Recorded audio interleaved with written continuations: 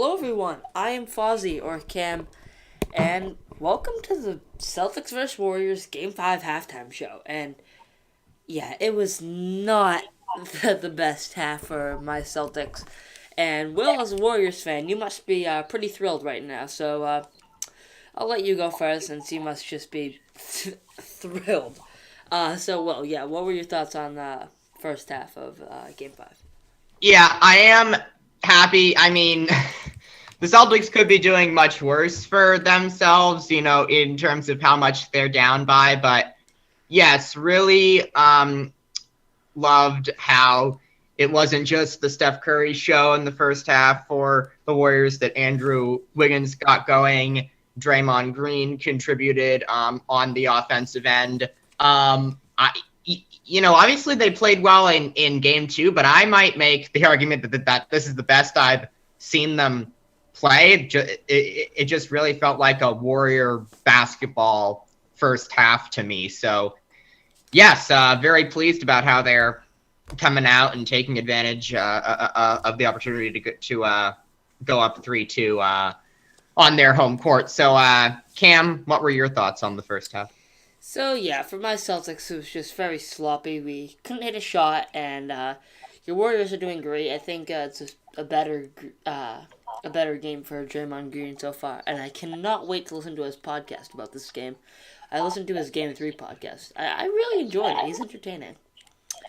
But yeah, I just think we need to hit more shots. I think we should kind of focus a little less on threes and just try to make some easy layups. Just kind of just keep running up the score as much as we can, and a three here or there will definitely help us.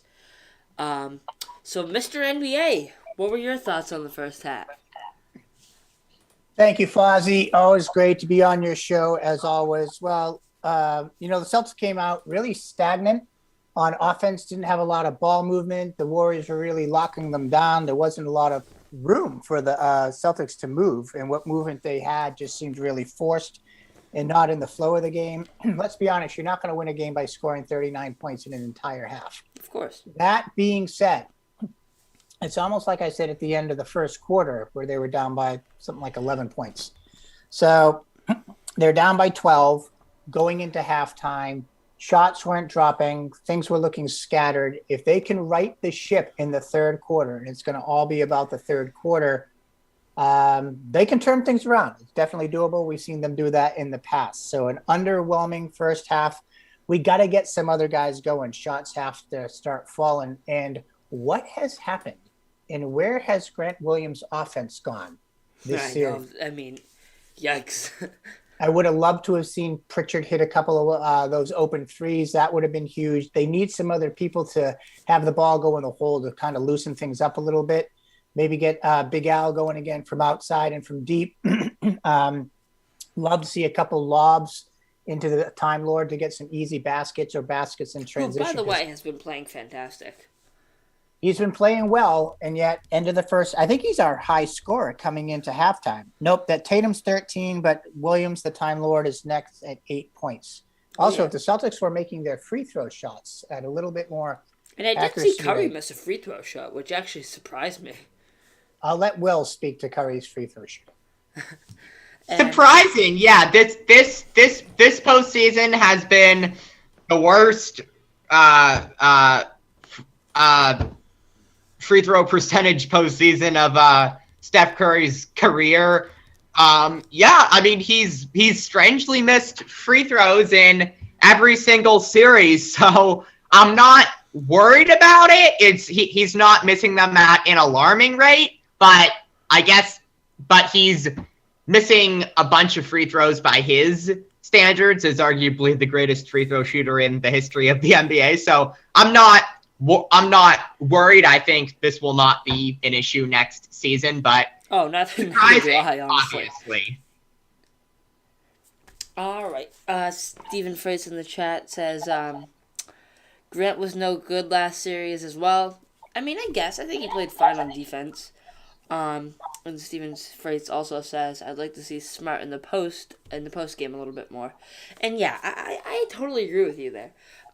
He plays really good in the post, and I don't know why he doesn't do it more. And I just like to point out that it was on Bill Simmons' podcast the other day, and he said the Celtics are 7-0 on after what was the exact stat? What will Losing a game. uh I forget what it was now. That's exactly what it is. They're 7-0 coming off a loss in the playoffs. Yeah, Both teams so far have not lost back-to-back games, which was something, I was worried that the Warriors were on the wrong end of the neither team losing 2 straight game streak, because if the Warriors won game 1 following that standard, the series could go Warriors, Celtics, Warriors, Celtics, Warriors, Celtics, Warriors, but the Celtics won game 1, so following the no team loses 2 straight games standard, I was worried that it might go Celtics, Warriors, Celtics, Warriors, Celtics, Warriors, Celtics, but I'm impressed with how the Warriors have played so far. Yeah, I'm just super impressed by the Warriors' play, and I think the Celtics just need to step it up this quarter. And like Mike, I totally agree with you, Mike.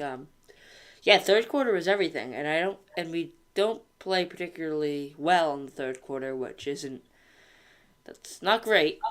But if we lose this game, we'll be down. So if we lose, I won't be feeling good going into Game 6.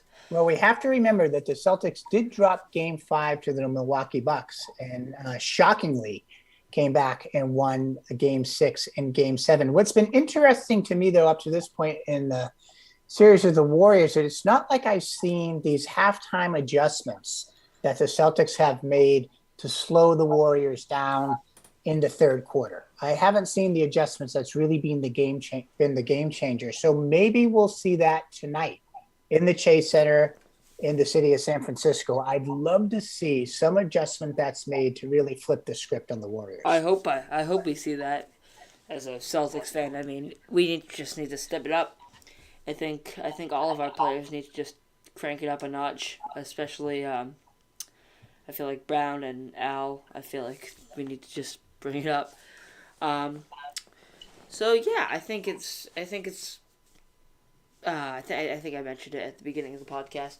Just hitting more shots. We started off the game. We couldn't hit a shot. So we got to focus on that. And Mike, I'm sure you'll agree with that. Well, the three pointers started dropping a little bit more there in the second quarter.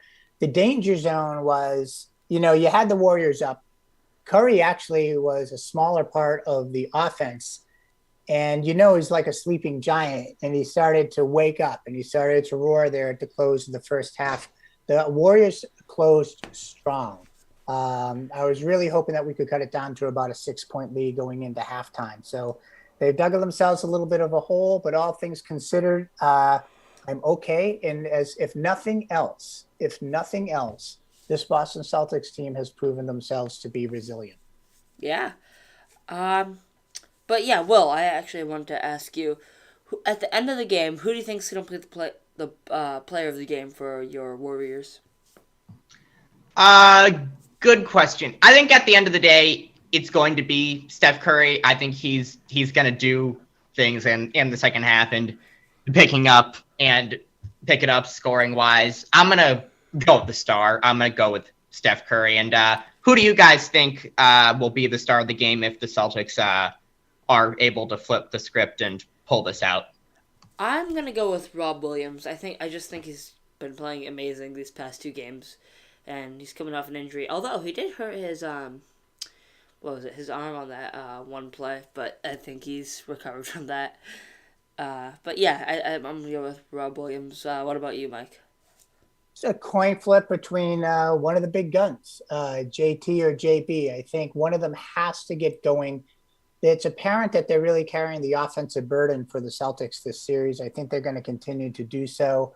I do agree with Steve Freites, who chatted in about Marcus Smart possibly taking it down low, because he's always going to be have a third or fourth defender on him. Never one of the top guys. If he can take someone down low, start posting up, if that shot of his from outside starts dropping, that's what loosens everything else up. However, I'm going to say it's going to be either Jaylen Brown or Jason Tatum as the big scorer if they win.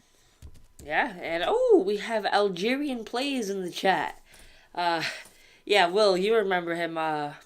You saw him in the chat when.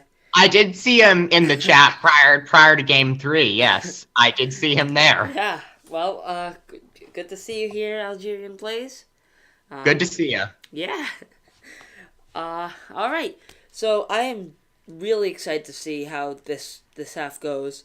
I think it's going to go so much better for our Celtics in the first half. Now that we finally know what we're doing, we finally know what we have to do if we want to just step it up and win here. So I'm wishing the Celtics best of luck here. And I told you, Rob Williams, player of the game for this game. But yeah, I'm super excited to see what happens. And Mike Coughlin says in the chat, I hope Algerian Plays as a fan of mine, and all I have to offer as a broadcaster. Well, I know I'm a fan of yours, Mike Coughlin. Thank you so much, Cam. You know, I really think that my fan base has only grown since I've been able to make some spot appearances on the Everything podcast. I'm really trying to bring my A game and live up to the standards that you and Will have set. All right. Well, it's been awesome talking with you guys as always, and let's get ready for the second half. Can I give my prediction for the final score? Of course. Final score, 102-51. Who would be winning? The Boston Celtics. Homer. Oh, Will, I'm sorry, but I'm gonna have to agree with you. I'm gonna agree with you there. 102-51. It's going to be the first ever second half shutout in the history of the NBA Finals. All right. Well, thank you guys so much for tuning into this live stream. And, well, we'll see you next time. Goodbye.